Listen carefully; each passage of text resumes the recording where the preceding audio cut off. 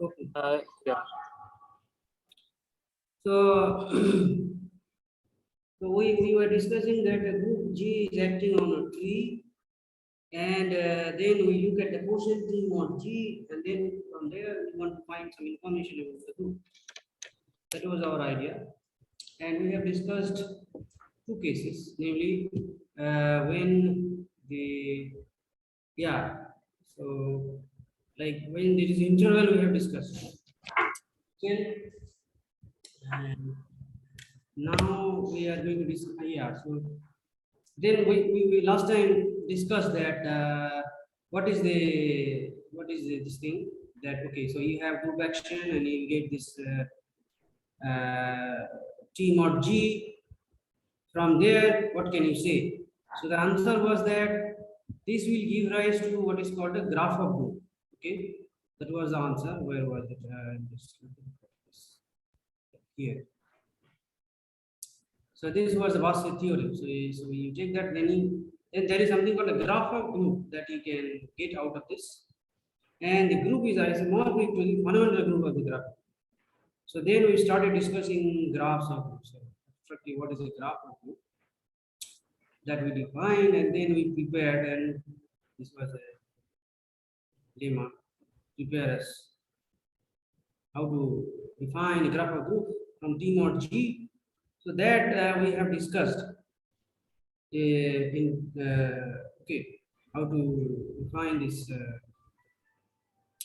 graph of group from T mod G. That part we have discussed last time.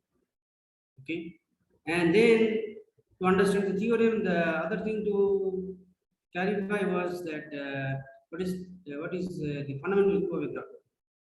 So this fundamental group of a graph of group that we have mentioned in two cases.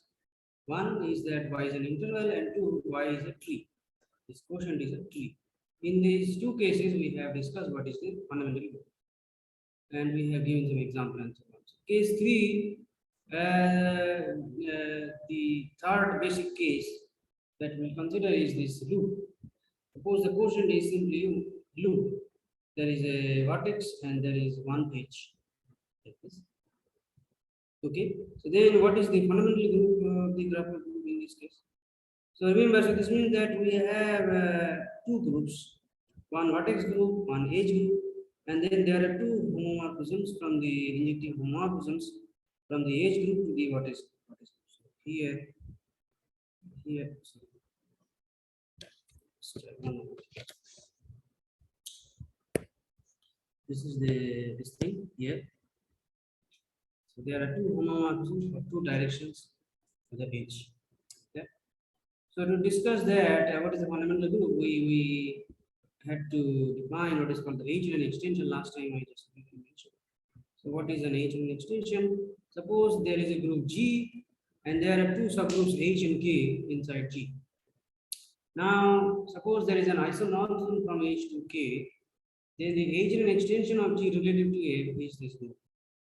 So this is G star Z modulo some normal subgroup N, and the normal subgroup is simply generated by this T inverse F of H inverse. Okay. So actually, when this yeah, so let me make this comment up time anyway. So and when we have this quotient T mod G to be a loop, then we define the fundamental group now to be this GU. Okay, so this part here, this is a little confusing. Just here, this came up in other context. So then this n is normally generated by this kind of things. Normally generated by this. So so therefore, if I take H to be simply this, the image of the FE to GE to OE, K to be like this, then and if like this, then one can easily check from the definition that pi 1 gy is simply this HNN extension. The what is. And then we gave a few examples like G is identity. Then this n is trivial.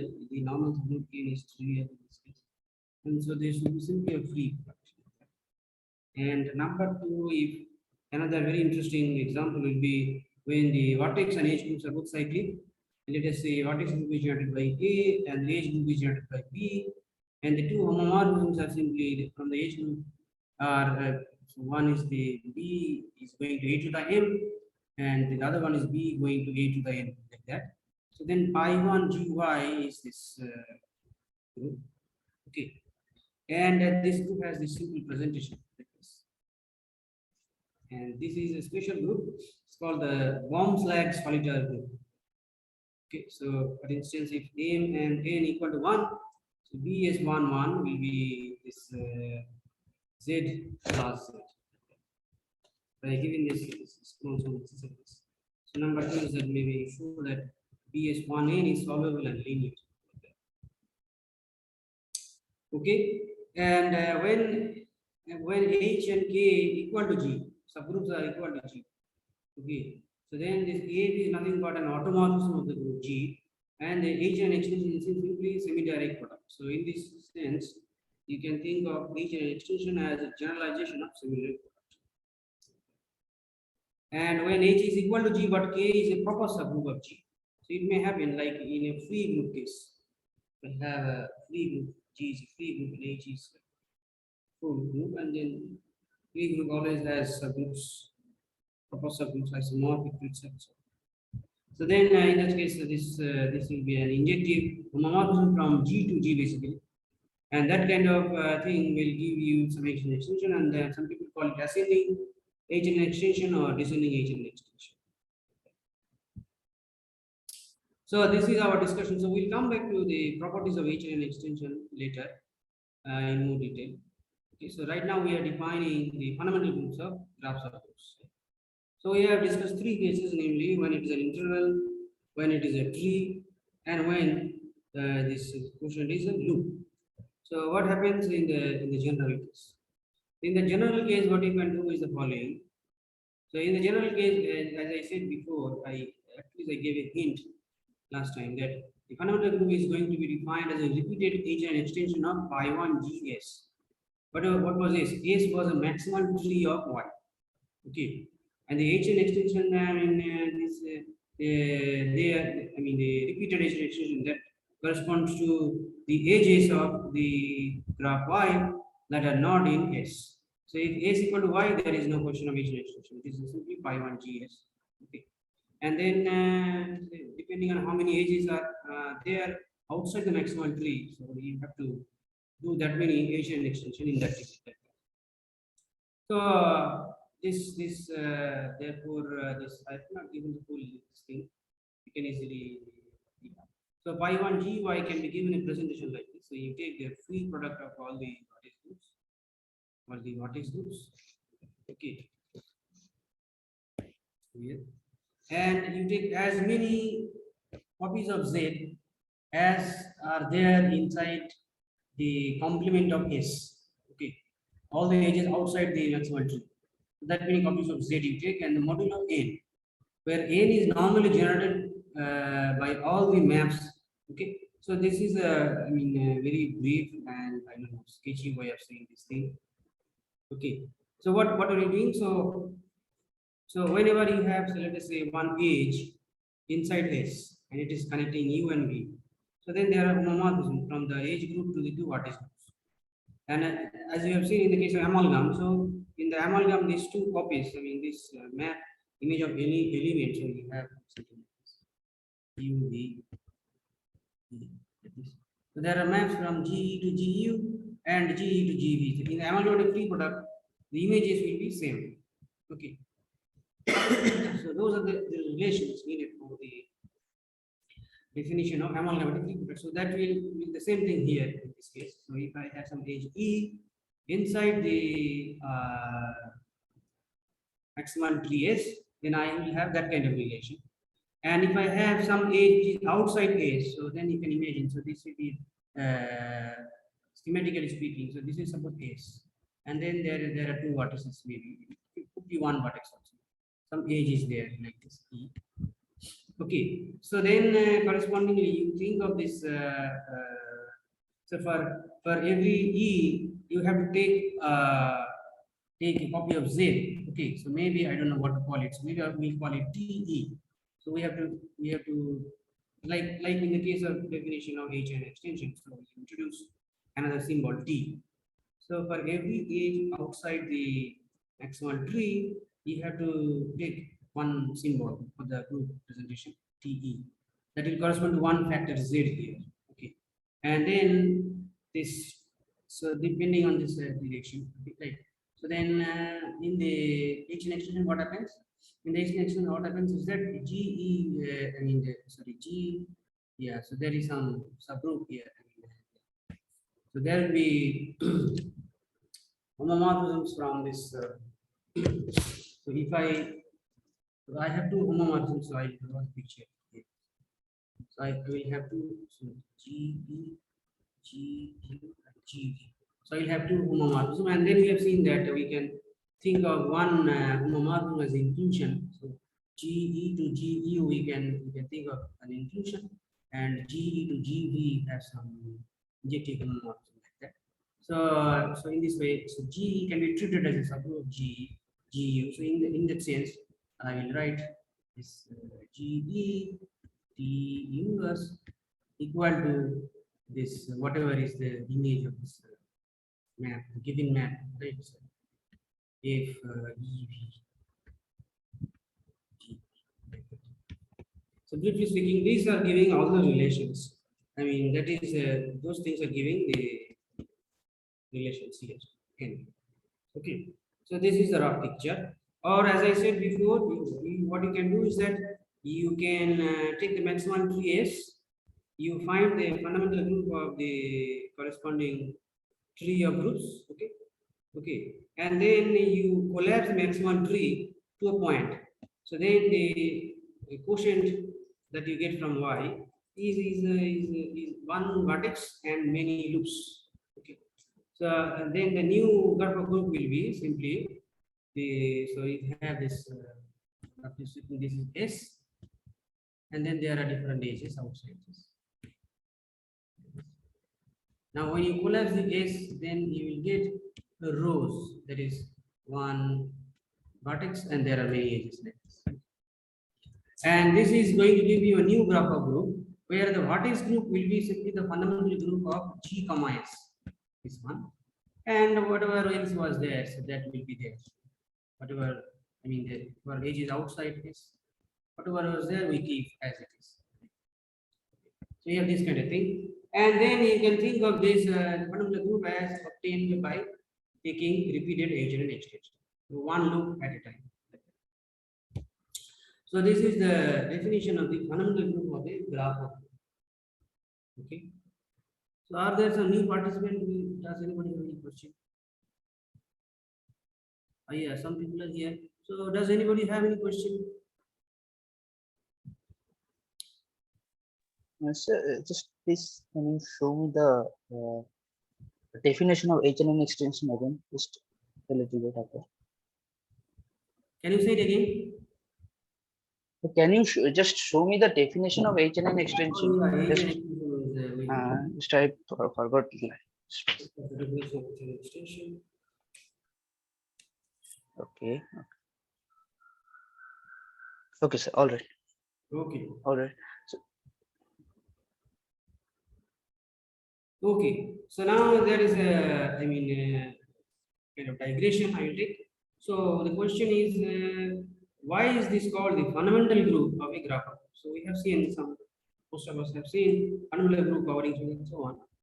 So fundamental group of a space, seen, right? So why is this called the fundamental group of a graph? So this whole thing has a topological parallel, okay, and so here is the reason why this is called fundamental group. So there is a topological definition of the fundamental group of a graph of group also. And what is that? So what you do is that given the graph of group, you take for every vertex you take a KGU one space XU. So recall this means it's a CW complex. Okay, the time we take like that. It's a CW complex. XU is a CW complex whose universal power is simply connected. Sorry, what is that? Contractible. Okay, and the fundamental group of XU is simply G like that. And for every edge E also we choose a KGE comma one space. Okay, so again this is XE such that its fundamental group is GE and its universal cover is contractible like that. Okay, now given any homomorphism from some edge group to a vertex group, we can choose. So this is a basic fact in algebraic topology like that. Okay, so if you want a proof, you should look at HR first chapter, I think. Okay, so if we have KG1 spaces like that, and we have homomorphism from fundamental group of one to the other, then that homomorphism is coming from actually some continuous map. So since there is a homomorphism from GE to GOE, it is coming from some continuous map actually from XE to XOE. Okay, and so therefore we have spaces and we have continuous maps. Okay, from edge space to vertex spaces like that. And so then what you do is that you construct a new space. And how do I construct the new space?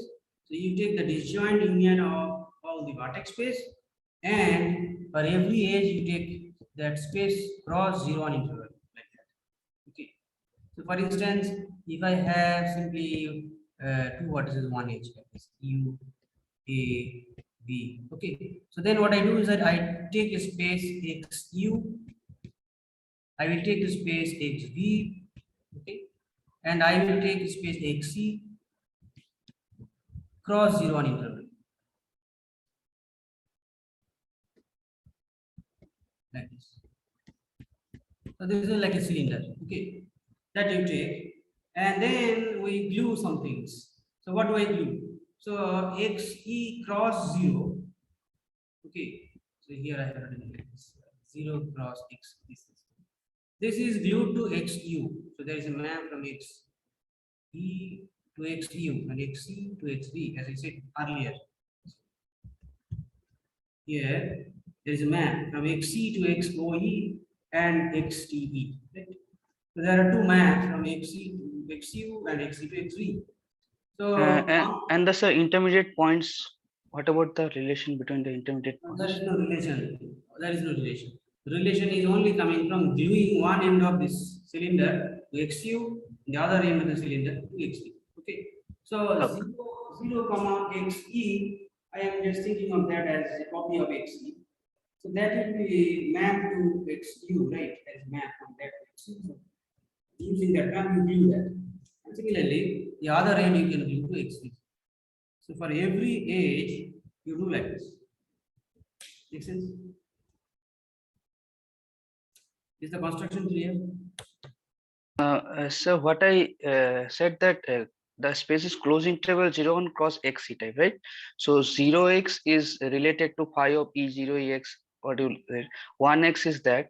And what about the if I suppose 0.5 comma x, this point is related to. Just keep that as it is. Acha, okay. Yes.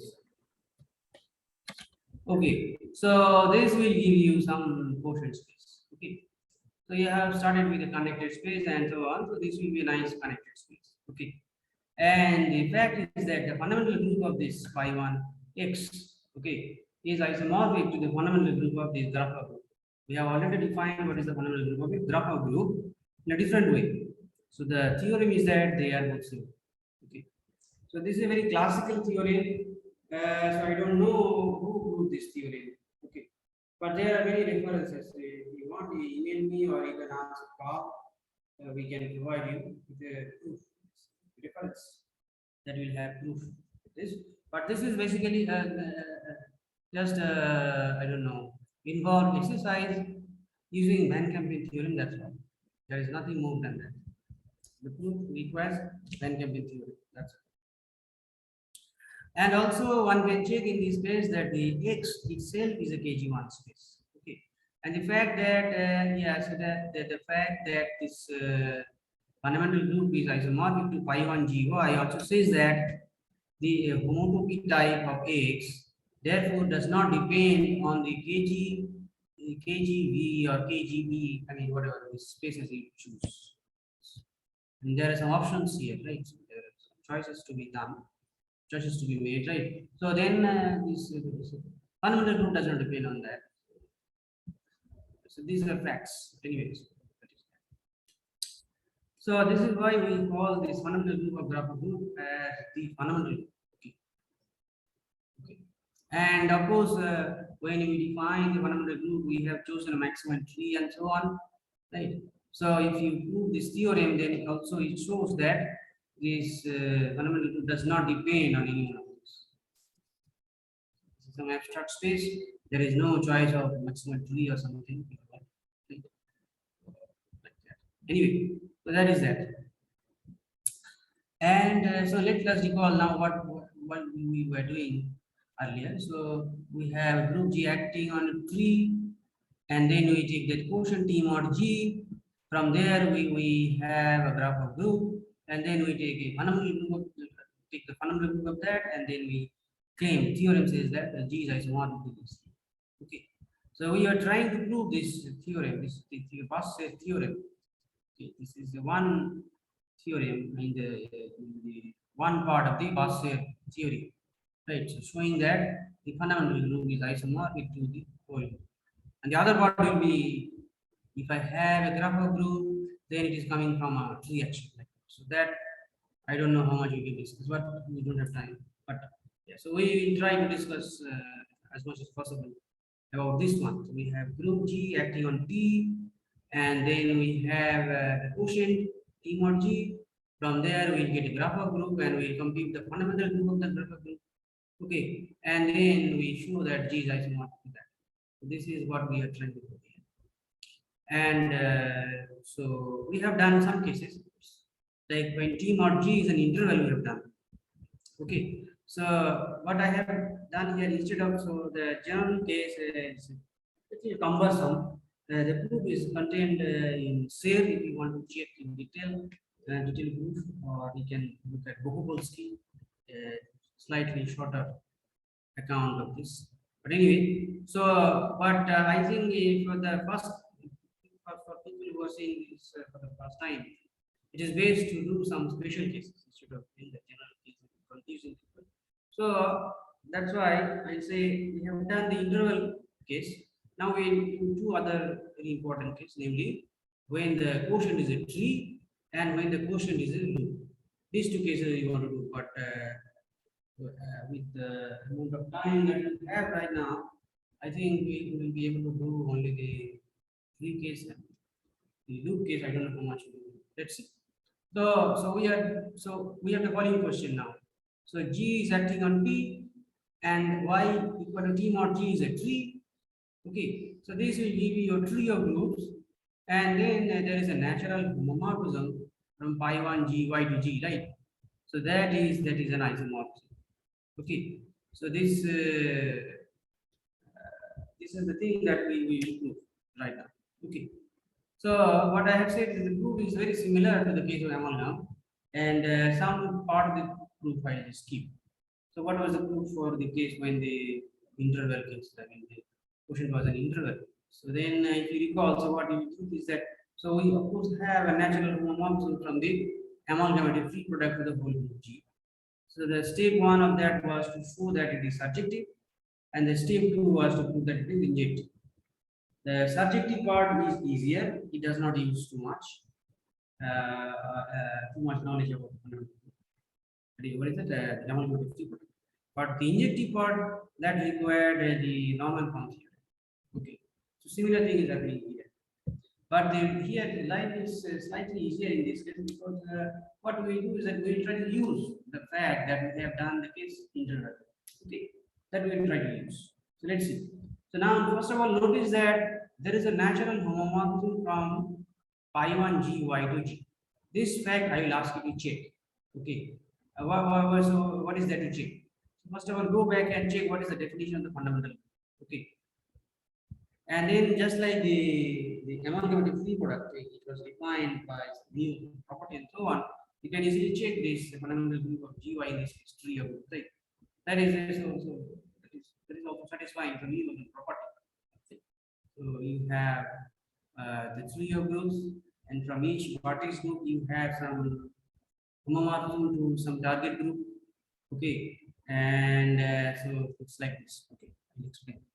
Suppose we have some tree like this. Okay, so for every vertex we have some homomorphism into some big group. For every vertex group like this, and for every age group. Okay, so yeah, so point is that for every vertex group we have something like this, and when you restrict to age group, then this homomorphism is same thing as this homomorphism like that. Okay, so once we have this kind of thing, then there is a unique homomorphism extending all of this to the, I mean, from the fundamental group of the tree of group to this. So this is the inversion property, you can say. It just follows from the presentation of the fundamental group. That's all. Okay. So use that fact. So then you see naturally all the vertex group age group these are contained in the whole group G. So all these maps that I was drawing in red, they are inclusions in our list. Okay. And of course we have the property that when restricted to age groups, the two homomorphisms are the same, right? So therefore there is a natural homomorphism from pi G1y to G. Okay, so we have a homomorphism. All that we need is that it's a isomorphism. So step one here is that show that it is surjective. This is the step. So let us try to do this. So, uh, so, so how did I define the graph of group? Right. So we had maximal tree, and then we take a lead, and then we take stabilizers of the vertices and edges like that. Right. So here we are recalling that. So choose we have a choice of lead is prime of this. Okay, and so then our pi one gy is really coming from this stabilizers of vertices. Okay, and it's clear that the pi one gy is generated by this vertex groups. Okay, and if I want to show that the homomorphism is surjective, what do I need to do? So you see that when I restrict the homomorphism to these vertex group, it is simply inclusion map. So the image is containing all these things. All these are contained in the image of the homomorphism. Okay. So therefore, it is enough to show that G is generated by all these particles. That's all that you need to show. So just like in the case of ammonia, now what we do is that we take this particle groups and we take the subgroup of G generated by all of this. And then it is our aim to show that G prime is equal to G. That's all. Okay. So suppose yeah. So let us start that. So we took this G prime. This is the thing we want to show G prime equal to G. So you define this T prime. This is a new graph. T prime. This is a subgraph of this your tree T. Okay. This prime was some tree inside subtree of T. So you translate by the elements of T prime and take the union of those. Okay. So then they will claim that T prime is a subtree of T. So all that we need to show that T prime is connected. So T was a tree, we have a connected subgraph. So it's sub. So how do I do all this? Okay, so what we do is the following. So let us say G is an element of G prime. Then we know that G can be written as a product of G1, G2, Gn, where each of Gi is coming from some G. Okay, so now we will use induction on this N to show that G S prime is connected to S prime by some path in T prime. Okay, so if I show this for every G, so then every translate of S prime is connected to S prime, right, by path. So therefore, the whole thing will be connected. So let us see what is happening to induction we have to do. So then we use let us n equal to 1 case. In this case, G is in some stabilizer of some vertex. So let us say this is simply U prime. So G is inside G U prime. So this means that G U prime equal to U prime, right? So therefore, U prime is contained in the intersection of S prime and G, right? So G is not moving U prime, right? So therefore, inside the G S prime, U prime is sitting, right? So S prime and G S prime, both of them have U prime in common. So they are connected graph and there is an intersection, right? So therefore the union is connected. S prime union GS prime is connected. Okay, so this proves that we can draw a path from GS prime, GS prime. Okay, so now if you want to proceed, so for the next stage of the induction, suppose the proof is done for the expressions G1, G2, Gk. Now you have to do it for G1, G2, etc. till Gk plus 1. But then S prime is connected to G1, G2, Gk times S prime by a path in T prime by induction. Okay. And then therefore you have to show that it is enough to show that this is connected to GS prime. But in fact, you can easily check that the intersection of these two is non-empty because you just multiply by the inverse of the G1, G2, Gk. So then this will be simply S intersection Gk plus 1 times S prime. But Gk plus 1 is in some stabilizer of some vertex of S prime. So by step 1, this step 1 of this proof of the induction, right? We will have this. Okay. So this is done. So therefore, the claim is proved that this T prime is a subtree of the tree T. So next, what you want to do is that you want to prove that this is the full tree. T prime is equal to T. This is what you want to do. Okay. So here I have made a note because I will need to use this after some time. So you see that there is nothing special about S prime here. We have never used the fact that S prime is a maximal tree. Okay. So or yes, like that. So if S prime was any tree inside any graph of so if y is anything, let us say y is anything and S prime is a tree, yes, sitting inside. Sorry, what is that? Suppose S is a tree contained in y. Y could be anything. And then you choose lift S prime and do all this business. Then the result will be a connected graph, that is a subtree. You get the proof. We are never using the fact that y is a tree or S prime is a maximal tree or something. Everything will work. Anyway, so this is the note. So next claim is that T prime is equal to T in this case. So what do I do? So suppose it is not true. So then there is a vertex V double dash inside the tree that is not in T prime. Okay. And without loss of generality, I can assume that this vertex V double prime is connected by some edge to a vertex of T prime. Right? If T prime is not equal to T, then there is some vertex like that. Okay. So you do something like that. And now you notice that so now here you have to use the fact that the quotient is the tree, right? G T mod G is the tree S, right?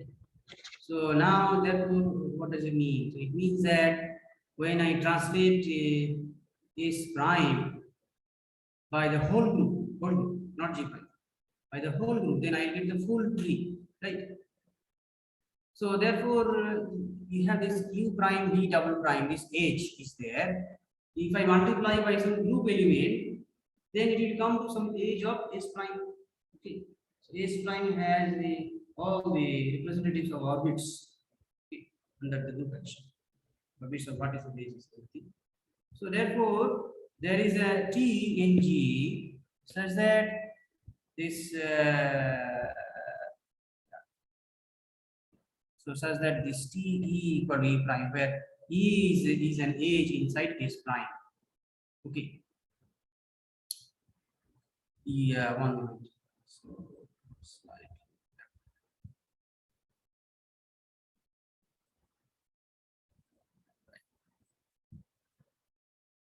Yeah, we strictly speaking don't need any of this. But anyway, so what you can do is that so basically if you want you can multiply by some group element to bring the U prime here to some vertex.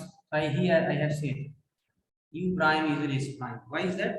Because by group action, okay, so G prime is by some G prime action, okay, by multiplying by some element of G prime, you can bring this U prime in this picture to a vertex of S prime, okay. And so then without loss of generality, U prime is an S prime, okay. So then this means that there is a V prime in the vertex set, right?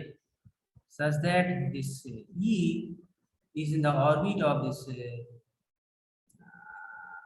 U prime V prime.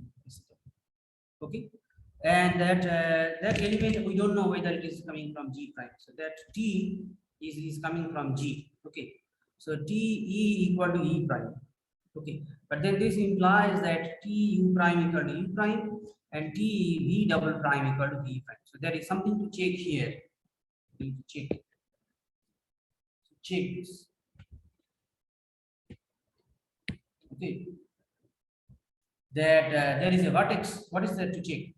Of course, E is this E is, I mean, by G action you can bring it to some edge of S prime, but I am claiming here more. You can bring it to some edge that is going out of U prime. That is the claim I am making. Okay. Yeah. So that is not very hard. You check this. So that is something to check. So there is this check is this. There is a V prime. This is the thing to check. There is a V prime. So that the E is in the orbit of E prime. E prime is U prime V prime. And then this implies that this T U prime equal to U prime and T G double prime equal to V prime. But then this means that T is coming from G U prime, which is already inside G prime. Okay. So the H that we got is coming from this actually this E prime by some group action of G prime. Therefore, the whole H is inside G prime is prime. Okay, so this finishes the proof. Therefore, this is a contradiction basically. Okay, so we assume that E double prime is outside your G prime, but E is in the G prime orbit of E prime. Right? G prime orbit of E prime is of course inside your T prime. Right? So therefore, this is a contradiction. So this shows that T equal to T prime. Okay. So what we have achieved here is that the yeah. Okay, so I think I missed something here. So we wanted to show that the homomorphism subject. Okay. So to do that, what did I do? I defined the T prime. Okay, and then T prime we have proved it's a subtree, and then next step we have claimed to is that T prime equal to T. Okay. But where is the thing that it is the homomorphism is subjective? That part now you can easily check. I will check. So just check the proof of this thing for amalgam. Okay. Now finish the proof of statement. Actually, I have explained this later in some other case.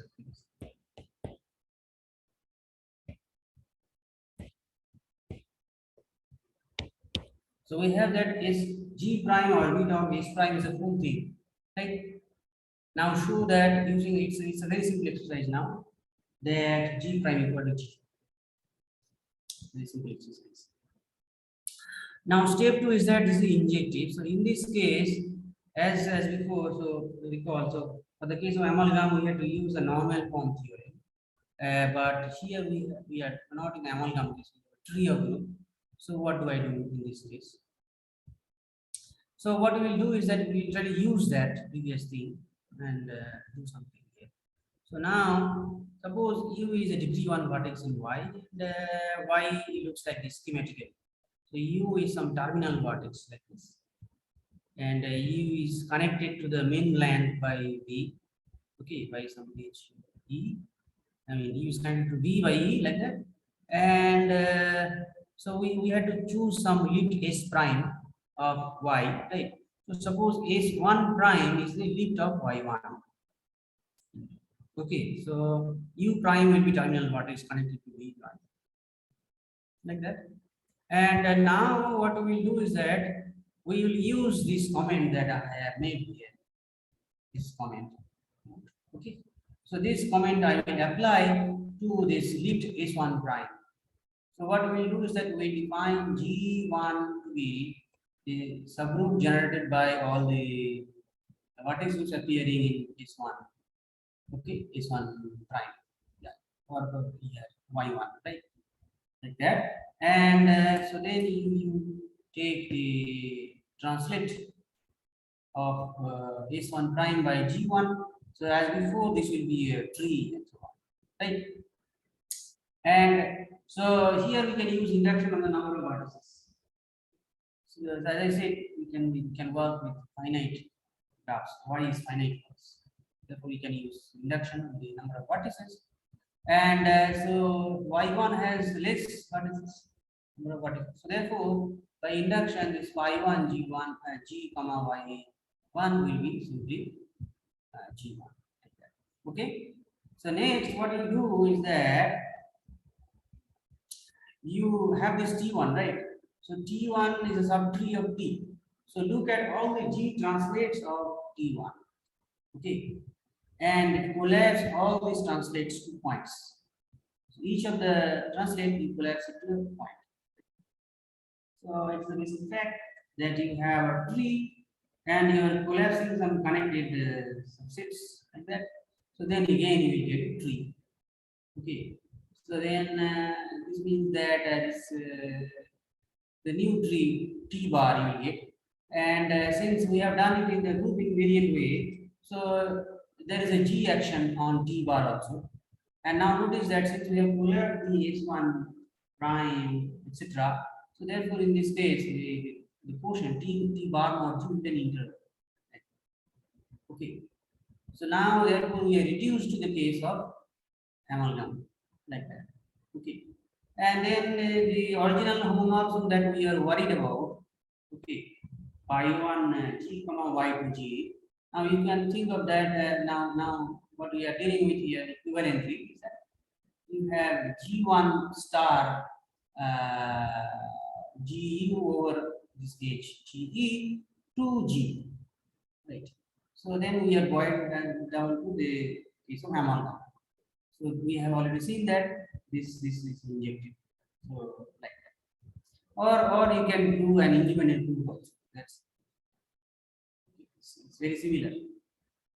But the main idea is coming from the proof of amalgam. Does anybody have question, comments?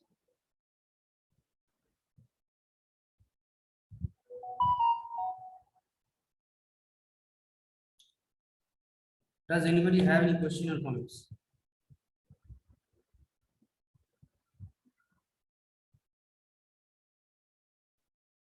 Okay, so all I am saying is that there are some details that I have skipped. You can, but you can easily fill the details. So the last case that I want to discuss is when y is 0. So this is the tricky case. Okay. And in this case, we have seen that the fundamental group is simply agent extension. Okay. So how did I define the fundamental group? So we choose a limit of maximal tree, which in this case is into the vertex tree. Okay. So we choose a limit u prime. Okay. And then we choose a limit of HE, and the limit is u prime d prime. Okay. And then there is some element G inside the group that will take the V prime to U prime. And then we define this fundamental group, right? So this is fundamental group like that. So this gives you the extension thing. Okay. The fundamental group in this case is an extension. And what I want to show, I want to show that the group G is isomorphic to this. Okay. So what notice that there is a natural map from the Asian extension to the group G. You can prove it like this. So you have the GU star Z to G. How do I get this map? So you have inclusion map from G to G1. And the other factor Z, you can take the generator of the Z to the element G. So G is the G here that is used here. So then there is a homomorphism from the G product GU star Z to G. And then you need to just check that these things are in the kernel of this thing. Okay. Kernel of this homomorphism. Okay. So then that will give you homomorphism from phi 1 gy to g. So theorem, we want to show that this homomorphism is an isomorphism. Okay. So it is, I made a comment here. So for the amalgam case, or the case where y was integral, we had to use the structure theorem, normal form theorem, or amalgamatic free product to prove our theorem, right? Because you have some amalgamatic free product or extensions like that, and from there you have a homomorphism, and you want to show it is an isomorphism. Okay, so we have to use the fact that it is an agent extension in some way, right? To prove this. So therefore, we need to know more about agent extension. So here at this point, I will say an analog of this normal form theorem for amalgamatic free product. So we have analogous theorem for agent extension. Okay.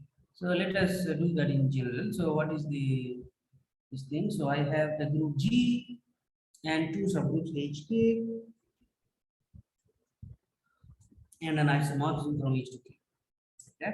So then the agent extension is defined by this presentation. This one. Okay. T is called the stable letter. I don't know. So combinatorial group theories, they have their reason to call things by some name. T is called the stable letter. So now it's a simple thing to check that the natural map from G to this agent extension is injected. Sorry, this is Z to agent extension is injected. Basically, why? Because you just check that we have a natural map from Z to G star Z, and from there quotient map to agent extension. So there is a natural map, right? And it is clear that it is injected. Remember, in the case of amalgam, we use the what is the normal form theorem to show that these vertex groups, okay, G1 star G2 over H. So then G1, G2, they are injected inside the natural maps into the amalgam. Okay, amalgamatic product they are injected.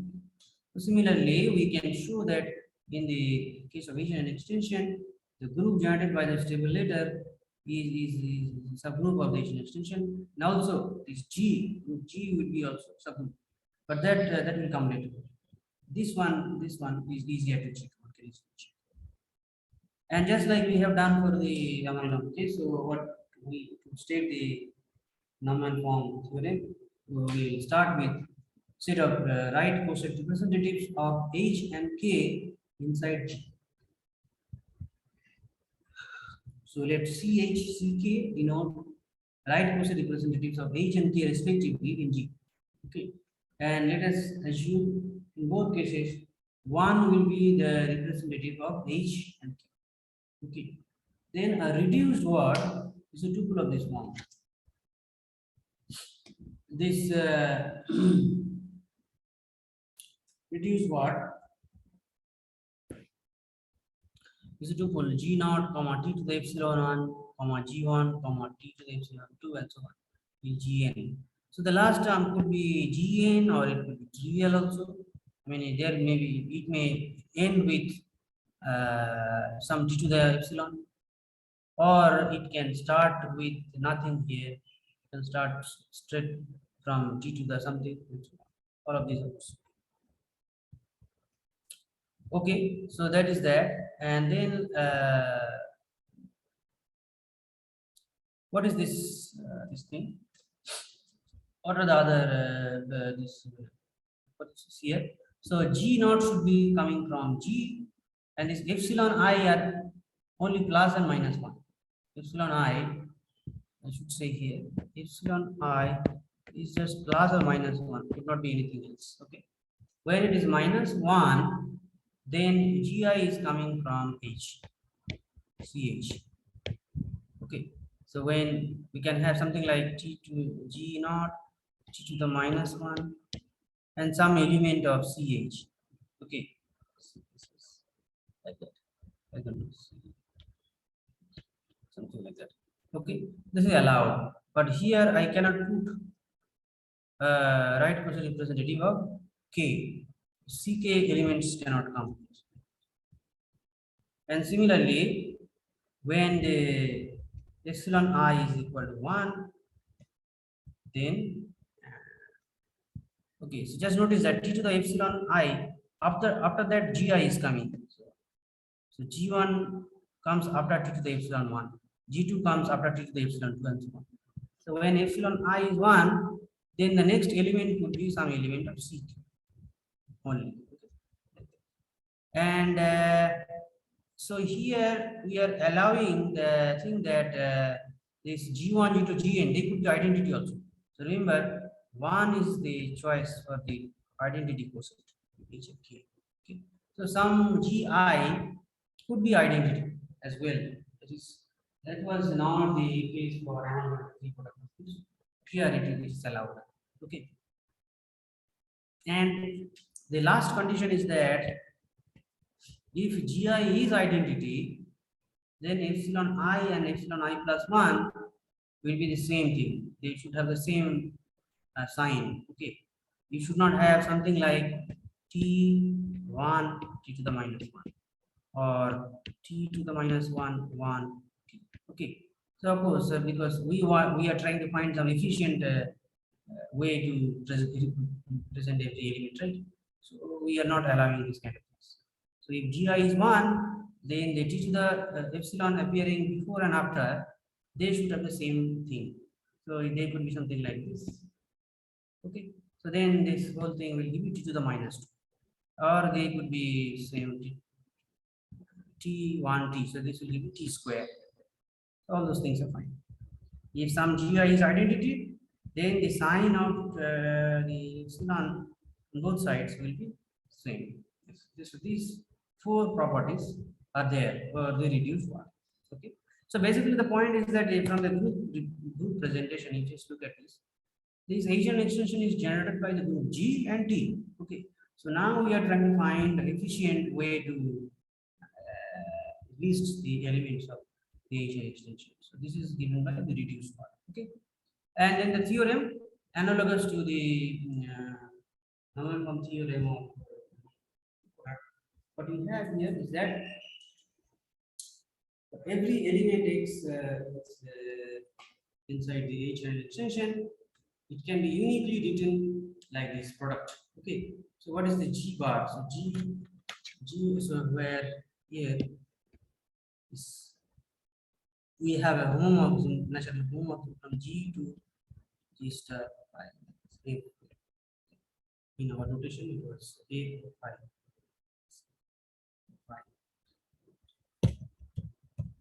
So it's phi. So there is a natural map. Okay, and I am denoting the map that G is going to G bar. Okay. So then I am saying that every element of X, every element X inside the H extension, it can be uniquely written in this form. That is, for every X, there is a unique reduced word like this, and that word you are thinking of elements of all those things as elements of H extension. You take the product. Okay, but so far you don't know if the G to this map is injective or not. So therefore, I am being slightly careful here. So I am writing bar. So after this, we can easily prove that this one is injective and then completely forget about bar. So that was the corollary. So I am not proving this theorem here. The proof is similar to the proof of the normal form of among the product. So basically, there are two parts. One, every element can be written as this, and then this form is unique. So the existence part is easier. It is just following from the fact, as I said, following from the fact that the Asian extension is generated by the stable letter and the group G. That's all. You need nothing more. So that is that. And the uniqueness part. For the uniqueness part, what you have to do is that you consider the list of all these reduced parts as a set, and then on this you define a natural action of the Asian extension, and then show that this action is simply transitive. So that will show this is one-on correspondence, and from there it will follow that this the reduced word for every element is unique. So there is a theorem, you can look up Bogopolsky for the proof. So I am skipping it. And just like we had a theorem, you remember in the amalgamated free product case, that so you have something like a reduced word. So if you recall, we had so we are looking at, let us say, G1 star G2 over H, and you are looking at some word like this G1 G2 star Gn. So that this this G1 G2 are alternately appearing in G1 or G2, capital G1 and capital G2, and none of them are contained in the course subgroup H. Okay, then this is a non-trivial element of the amalgamated free product. The analogous result for H and extension is called Britton's lemma. Okay, so you look at this expression. Okay, like this, where Gi is in G, epsilon I plus y is 1, and the word does not contain its subword of the form. Like this, where Gi is in H. The point is that, see, inside the H1 extension, this will be simply phi of Gi. Okay. So this will be like a single thing. This expression has length 3, whereas this has just length 1. Okay. So this is not a very efficient thing. You should not have expression like that. Okay. But of course, Gi, if it is outside H, then you cannot shorten this expression. Okay. And similarly, you should not have something like T inverse GIT where Gi is in Q. Because in that case, I will write this as phi inverse Gi. So we can shorten the expression. So those things therefore we have to remove. If you have this kind of thing, then the X is not identity in the H extension. So this again, it is following from the normal form theorem. This is, I mean, if you use normal form theorem, you can straightforward do this. So therefore, I will not do this for you. And then using the Britton's lemma, therefore we have this, corollary, simple corollary. Like we had this kind of thing for amalgamated free product. Suppose we have a homomorphism from some H extension to some target group E, and you want to check it is injective. So then what do you do? So you look at these kind of words. Okay, so here there is a problem. Okay, G naught T epsilon. So you have some word like this, as in the Britton's lemma, and you show that suppose you are able to show that the image is not trivial. Okay, so then it will follow that the homomorphism is okay. So these are the basic things that we have to know about the HL extension. Now we can go back to the proof. So what do they have? So G is acting on the tree T and Y is a loop, and from there we have a graph of group of groups. Okay. And then the graph of group fundamental group is based on extension, and we want to show that it is a nice number. Okay, so this was our setup. So first of all, you notice that there is a homomorphism as before I said. So this H extension is defined through presentation. We always have a universal property presentation. So from there you can easily see that there is a homomorphism from the H extension to the group G, and now okay.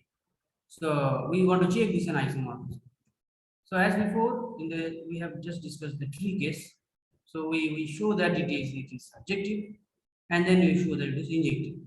So the subjective part is again easier, and the injective part will use the normal form theorem for Asian expression. So what is happening here? So in this case, we know that how did I obtain my graph of group? So you choose some vertex u prime lift of u. Okay, so y was is U and this E. So this is your Y. And then you have a lit U prime of U, and so this. So E, so this E is a directed edge, basically. And you have the lit. Okay, so you use find a lit of the E. Okay, so this is a directed edge U prime to U double prime, like that. Okay. And the image of the homomorphism is generated by G U prime, and the image of the letter T, right? But that was simply G. Special G was used here. So this G. Okay. So this G U double dash equal to U dash. As before, we define G prime to be generated by this G U prime and G. Okay. And this is a subgroup of G. We want to show G prime equal to G. Right? So this proof is slightly different from the proof of the amalgam or tree case. Slightly different. Okay. So let's see. Now,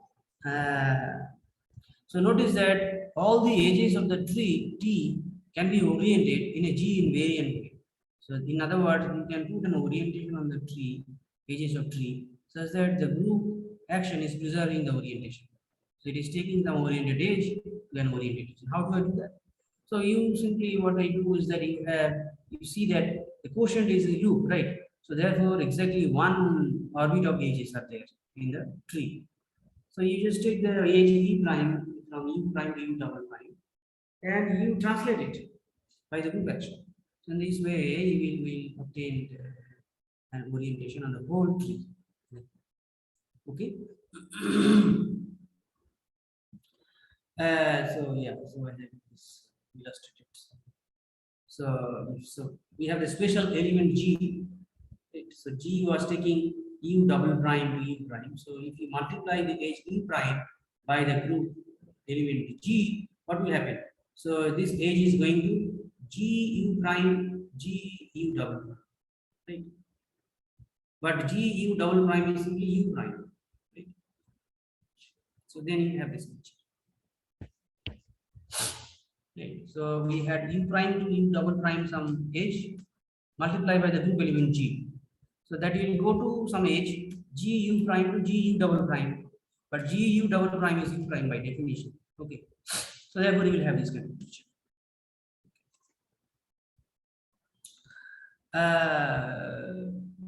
So now you see that, yeah. So once you have the orientation on the tree, then you see that look at the edges that are going from U prime. Okay. So some of them are coming into the vertex U prime, and some of them are going out from U prime. Okay. So there are two types of oriented edges here. If you look at the vertex, some edges are coming towards the vertex and some edges are going out of the vertex. Okay. So let us see what is happening to other edges. So suppose there is some edge that is going out from U prime. So here, suppose F prime is an edge that is going out from U prime, right?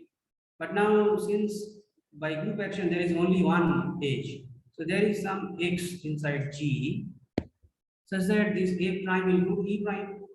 Okay, so then what is happening? So if X F prime equal to E prime, this will mean that X U prime equal to U prime and X W prime equal to U double prime, right? But then this implies that say X is stabilizing U prime, X is in the stabilizer, okay, G U prime, and W is X inverse U double. So what is happening? So therefore, what we are getting is that so G U prime is acting on all the edges going out of U prime in a transitive manner. So there is exactly one orbit of outgoing edges at the vertex U prime. Okay, orbit under the stabilizer of U prime. And similarly, you can show that there is exactly one orbit of G U prime, orbit of incoming edges. Okay, under the action of G. So here is the picture. So suppose we have some incoming edge. Let us say P prime to U prime. Okay. Again, since the group action, by group action, there is only one orbit of the edge. So there is some y inside G, such that the edge, this p prime u prime is sent to this edge e prime, right? So therefore y p prime equal to sorry, so here. So take this. Okay, take this. So there is some element that will take this new edge p prime e prime to this g e prime. Okay. So then therefore y p prime equal to g u prime and y u prime equal to u. Okay. So then this means that y is coming from u prime and p prime is y inverse of the special particles. Okay. So therefore you see that G u prime is acting transitively on both the incoming edges and outgoing edges. Okay. So there will be two orbits of oriented edges. This is the picture. And of course you see that the G u is not messing up these two things. So these are really two different orbits. Okay. You can, so you should check this, that there are two distinct orbits there. So in under the GU action, two distinct orbits. Because since GU action is fixing the U prime, incoming things are going to incoming things, and outgoing edges are going to be outgoing edges under the GU prime action. Okay. So under the GU prime action, therefore, there are two orbits of edges. Orbits of edges connecting. Okay. So next what do I do? So this was just a little preparation for our step. What was the thing that we were doing last time? For the case of amalgam tree. So we take the S prime and then we had the group G prime. We take the translates of all this T, this S prime, and we get T prime, and then we show that T prime is connected and it is a full tree. From there we will follow that. So that argument I skip that argument there, but I will put the argument here. So, okay. So in this case, we didn't have S prime. S prime was just a point U prime. So what you do here is that you instead take the edge E prime. This is edge E prime. Okay. And you take the translate by the group G prime. So recall G prime is generated by G U prime and the special element small g. Okay. And you take the group generated by this G prime and then translate all of this. Okay. So let's take the union of all this aspects. So this is okay. So then we would like to show that this is subtree of okay. And the proof is very similar to earlier case. So you take some x in G prime. We want to show that U prime can be connected to X U prime. Okay, inside the graph T. Okay. So once again, what we do is that since we had an HN extension, so we had the Norman form theorem, right? And this given any element X in G prime, so it is actually coming from some element of the HN extension. So there you choose reduced part, okay, and then you map it to G prime. So therefore, X can be written like this. Right? So we had a map from HN extension G U prime star something to G prime. This is adjective. So we are choosing some element X here, and we are choosing a pre-image here. Okay, something is coming from here. So the pre-image has a special reduced Y. Okay. So the pre-image can be written as a product of this kind of things and then map. Okay, map to G prime. So therefore X can be written like this. Okay. So we want to show that U prime can be connected to X U prime, and we show this by using induction on the length of this part. Okay. So then what do I do? So suppose the length is simply 1. Okay. So the length is simply 1. So this means that either it could be X is equal to some G naught, or x is equal to some t to the, if g naught is there, then there is t to the plus 1, t to the minus 1 like that. Okay.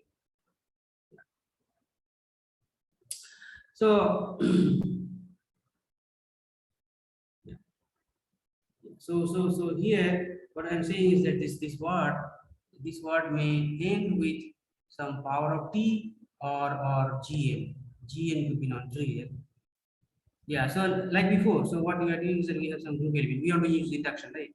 So then you take the subword of length n minus 1, and then the vertex e prime can be connected with that, and so on. Right? That's what we are doing. So we are looking at the ending this thing for this reduced word. So it may end with t to the minus 1 or the gn, some gn.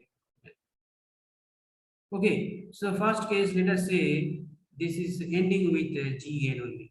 So then I'll write x to be equal to x1 times g. Okay, so x1 is simply x times gn inverse. So g is gn. So g is gn here. I'm sorry, no. Sorry. So we had this expression. So reduced word is ending with the t to the minus 1 or gn, right? But when I map to g prime, this means that this x will end with either some g to the plus minus 1 or some other element gn coming from gu prime. Okay, so suppose it is ending with t, then I can write this x as x1 times g, and x1 has length less than x.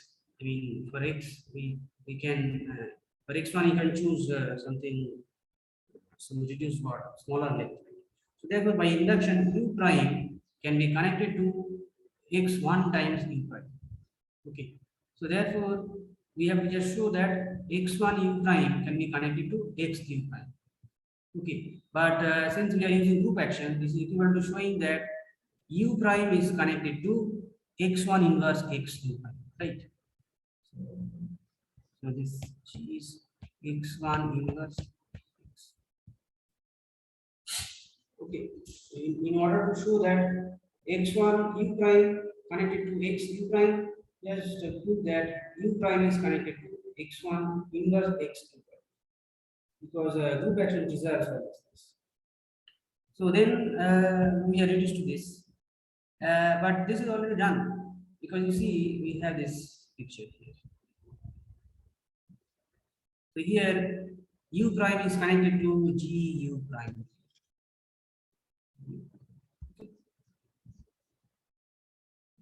So therefore in this case we are done. So case 2 is very similar, so I will leave for you to check. That is x equal to x times g inverse. So case 3 is x1 times some gn. Okay, but gn is coming from u prime, right? So therefore, you see that as before, we need to connect x1 u prime and x1 times g and u prime by induction. Okay, but then we can remove your x1 by group action. We can remove the x1. So just we have to connect u prime and g and u prime. But we are fortunate here because gn is coming from gu prime. So therefore, this u prime is same thing as g and u prime. So there is nothing to prove here. So this shows that the graph that we constructed T1, that is a connected thing. So therefore this is a subtree. Okay. And then next we show that this is the full tree. And the proof is as boring as before, it is the same proof. Okay. So if there is vertex which is yeah, so something is outside. So then there is x and there is b prime. So that x u prime and b prime are connected by an edge. Okay, because there is only one bit of this thing. Okay, I mean sorry. So there is some vertex of. So we have T1 here and something is outside. Okay, so this I am calling b prime, and this one is inside T1. but in T1 things look like a translate of U prime, right? Under the G prime action. So this is what I have written. So X U prime like this. Okay. So then as before, so by group action you multiply by X inverse, right? So then you have the U prime is connected to X inverse B prime. Okay. And by our assumption, this X inverse B prime is not inside T1. Okay. But then there is a trouble because we have discussed what kind of things can be connected to U prime here. In detail, we have discussed. Here you have discussed. Okay. That so there are two orbits under the G U prime action. There are two orbits. One is for outgoing and one is for incoming ends. Okay. And so therefore this is a very special type of this thing, right? This U prime and X prime B prime are connected by an edge. So this means that this is either some outgoing or incoming edge. They are connected by some oriented edge, which is either incoming or outgoing. But anyway, so this means that since there are two orbits under the G U prime action, so either this will be this edge is in the orbit of here in the orbit of E prime or G E prime. That's all. Under the G U prime action, either it is in the orbit of E prime or G E prime. So accordingly, you will have whatever you want. So then this will imply that either this thing is equal to YU prime, where Y is coming from here. Okay, because the under the G prime action, U prime is fixed. So, or otherwise, this the new vertex is image of this. Like this. Okay. But in the both cases, what you see is that so D prime is in the translate of this. Okay, E prime U or yeah, so we say or G prime G prime. So this is E prime. Okay, so B prime this edge connecting U prime to this X inverse D prime. This is an edge, right? And this is in the G U prime orbit of this these two edges, E prime or G prime. That's all, as I was saying, right? So therefore, this means that this new vertex X prime B prime, which is also in the under the G U prime action, it's in the orbit of either U double prime or the other thing, G U prime. That's all, right? But this simply means that this new vertex that we started with is inside G prime. And what is it? Our tree T1. Okay. So this shows that this is the tree is the full thing. This is okay. Okay. So here, therefore, we have shown that the tree is full. T1 is equal to T. And from there, if you want to show that the moment to surjective is very easy. By the way, does anybody have any question?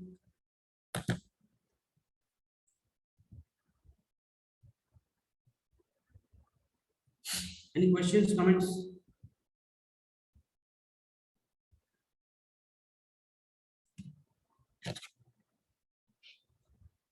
Okay, so now from this that T1 is equal to T, okay, you can easily show that G prime equal to G. Because if X is inside G, then X U prime, this one, equal to Y U prime. So what is this X U prime? It is a new vertex of the tree T, but T equal to T1, right? And in T1, everything is in the orbit of G prime action. So therefore, it is equal to some y times u prime, where y is coming from g prime.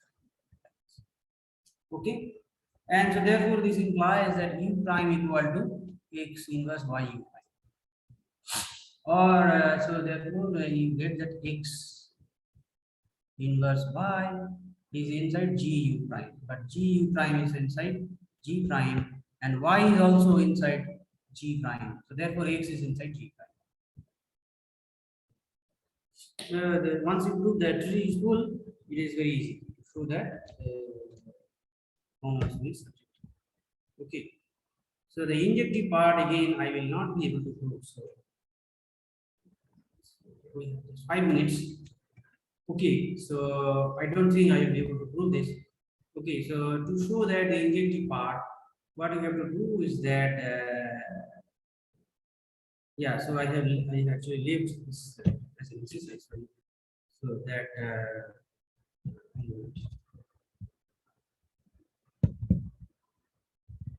To prove that it is injective, what you need to do is that you have to use the normal form theorem or Britton's lemma, okay, for each extension.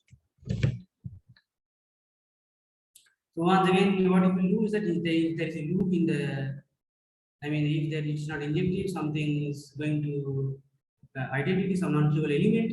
You write that in the normal form, okay, and then you consider. So given this normal form, you will have a path, okay. So basically, if I have this G is written as G naught T to the epsilon 1, G1, etc. Then you look at the path, maybe you start with E prime. So E prime, and then G naught U prime, and then G naught T to the epsilon 1 E prime, and so on. So look at this path. Show that all these vertices are adjacent. So this so show that it is an edge path. Okay. So if this is going to identity, show that this will form a non-trivial loop inside your graph. Okay. So this will show that since our graph is a tree, right? So this will contradict the fact that we have this. Contradict the fact that we have this. Okay, so this is the idea. You have to use the normal form theorem to prove the injective part. Okay, so this finishes the case modulo all these checking and exercises that if T naught G is a loop, okay, then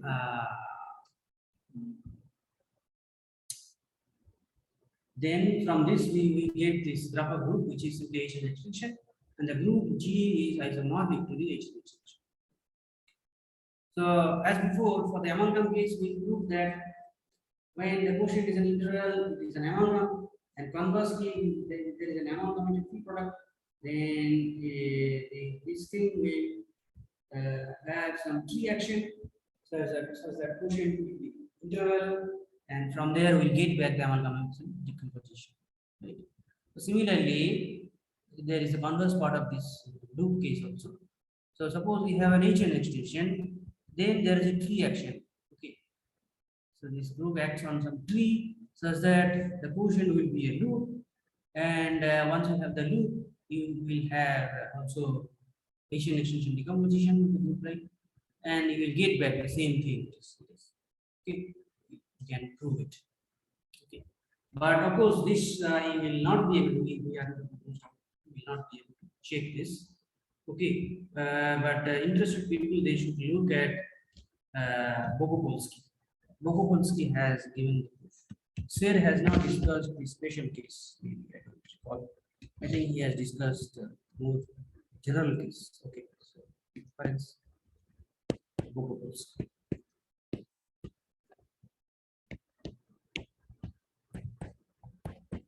So basically, therefore, the two important and complicated case are simply amalgamation amalgamatic free product and HN extension. Those two cases are the tricky ones. And once you do them, then the rest will follow in an easier way. Okay. So, but of course, we have not given the proof for the general case. If let us say T mod G is any finite graph. Okay. Then how do I prove? So we'll get a graph of group, right? And we have to find what is the fundamental group of that. So how do I show that the GA is isomorphic to that? Okay. So I think it is possible, but it is a tedious exercise to put these two things together, HN extension and trees, to solve this problem. Okay. Using the fact some assumptions of course are there, that I mean all this fundamental business does not depend on the maximal tree and all those things. Those are going inside the black box. So if you use all of that, then it will be a tedious exercise to prove the Basset theorem, one part of Basset theorem, namely, in case the quotient is a finite graph, any graph, then the group is isomorphic to the fundamental group of the graph. Is possible. Okay. And also the other direction, there is other direction that if I have a graph of group decomposition of some group, then the group will have a natural, there will be natural Basset tree for that. Okay, on which the group will act such that the quotient is precisely that graph. Okay, and from that graph we can retrieve our this graph of decomposition. So there are these two parts. So here I have discussed mostly three special cases, or maybe I should say two special cases. One HN extension and the other one is tree case. And so one should be able to put this together and deduce the general theorem in case the graph is finite. Okay. For the general proofs and all those things, you should look up say. So I think it is time to stop. I'll stop here. Questions?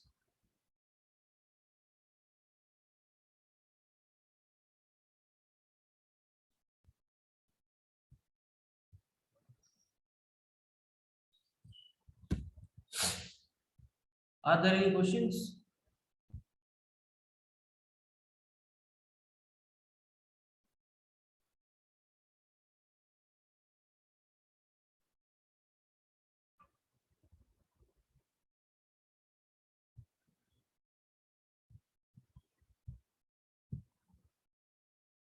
Okay, so if there are no questions, then I should stop sharing the screen. I will send the notes to Paul and he can circulate.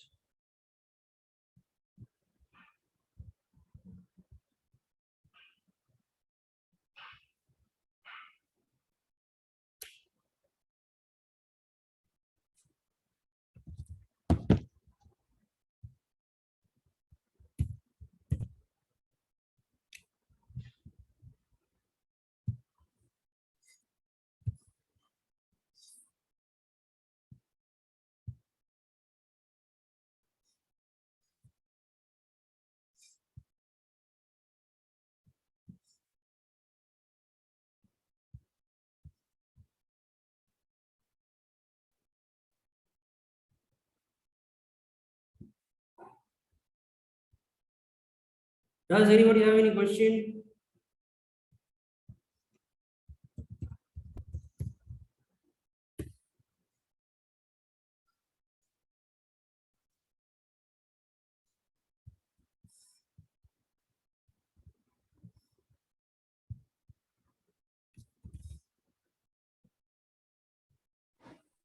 I think nobody has any questions.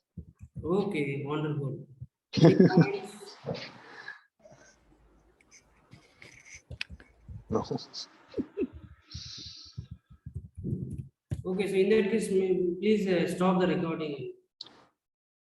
Yeah, maybe we can stop the recording. Saurabh Bachwai is there. Saurabh, are you there?